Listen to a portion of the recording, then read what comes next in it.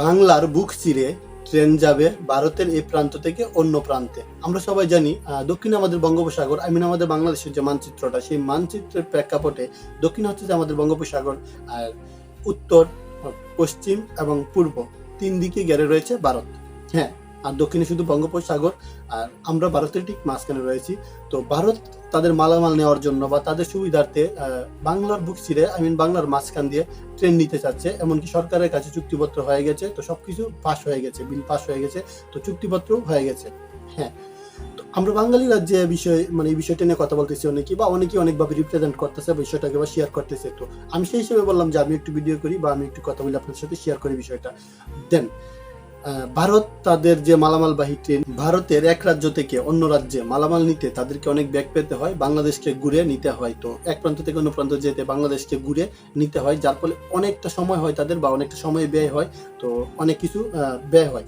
দেন সেই চিন্তা প্রেক্ষিতে বা সেগুলো চিন্তা করে বা প্ল্যান করে ভারত সরকার, তো মোদী সরকার বা আমাদের বাংলাদেশের মাননীয় প্রধানমন্ত্রী শেখ হাসিনার সাথে বৈঠক করেন, এবং সেই বৈঠকে আমাদের বাংলাদেশের মাঝখান দিয়ে ট্রেন চলাচল, বিশেষ করে বাংলাদেশে বলতে পাবনা, ঈশ্বরদী এগুলা দিয়ে ট্রেন ঢুকে এবং দিনাজপুর দিয়ে ট্রেন বের হয়ে ভারতের কিছু উত্তরপ্রদেশে অঙ্গরাজ্যে যাবে। তো ওইগুলো হচ্ছে যে আমাদের বাংলাদেশের মাঝ দিয়ে ট্রেনটা চলাচল করবে। তো অনেকভাবে অনেক মানুষ কথা বলতেছে এই বিষয়টা নিয়ে, তো এটা দেওয়াটা ঠিক হয় নাই, বা এটা দিয়ে আমাদের দেশের ক্ষতি হচ্ছে। তো অন্য দেশের মানুষ আসবে যাবে, ফের না আমরা আবার অন্য একটা দান্দায় পড়ে যাই বা অন্য একটা দেশের কাছে বন্দী হয়ে যায়, এগুলো চিন্তা ভাবনা বা মানুষের মনে মনে ঘুরতেছে। তো অনেকেই অনেকভাবে বিষয়টাকে রিপ্রেজেন্ট করতেছে।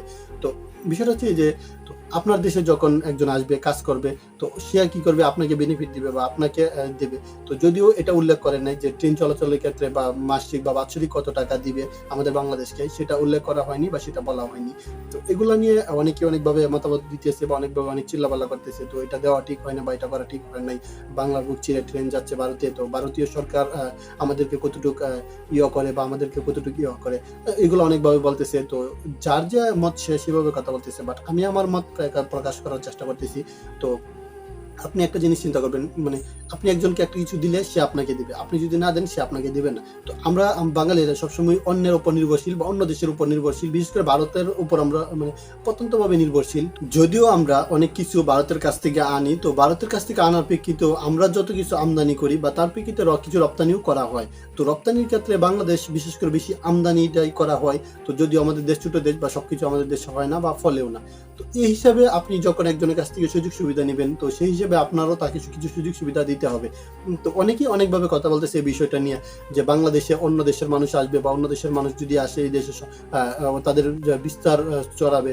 তো এগুলা যে ইংরেজদের আমলের মতো ছড়িয়ে পড়তে পারে, তো অনেকের মনে এই ধারণাটা আছে। তো ইংরেজরা প্রথমে এসেছিল বণিক হিসাবে বাংলায় ব্যবসা করতে, তো সেই জায়গায় ব্যবসা করতে করতে তারা বাংলাকে দখল করে নেয়, এমনকি বাংলাকে শাসন করতে শুরু করে। তো সেই প্রেক্ষিতে অনেকের মনে বা অনেকের ধারণা হতে পারে এটা, যে ভারত আসবে, ট্রেন যাবে, পরে ট্রেনের সমস্যা হবে, তার জন্য লোকজন আসবে, সেই লোকজনকে স্যাক্রিফাইস করার জন্য বাহিনী ঢুকবে, সেই বাহিনীকে অ্যাপ্রিসিয়েট করার জন্য বা তাদেরকে সাপোর্ট দেওয়ার জন্য অফিসাররা ঢুকবে। তো অফিসারদেরকে পাহারা দেওয়ার জন্য বাংলো বানাতে হবে, আর সেই বাংলো পাহারা দেওয়ার জন্য লোক আনতে হবে। দেন এগুলো করতে করতে ভারত না বাংলাদেশকে দখল করে নেয়, বা ভারত নাকি বাংলাদেশের শাসন করে নেয় বা হাতিয়ে নেয়। এই প্ল্যানটা অনেকের মনে, বা অনেকেই এগুলা কথা বলতেছে বা অনেকেই এভাবেই রিপ্রেজেন্ট করতেছে বিষয়টাকে। তো যারা দেশ চলায় তারা হয়তো বুঝে যে তাদের সুযোগ সুবিধা কিরকম, বা তারা কোন জায়গায় গেলে ভালো হবে, বা তাদের চিন্তা ভাবনাটা কিরকম, তারা একজনকে একটা জিনিস দিতেছে তার কাছ থেকে কতটুকু পেতে পারে, বেনিফিট পেতে পারে।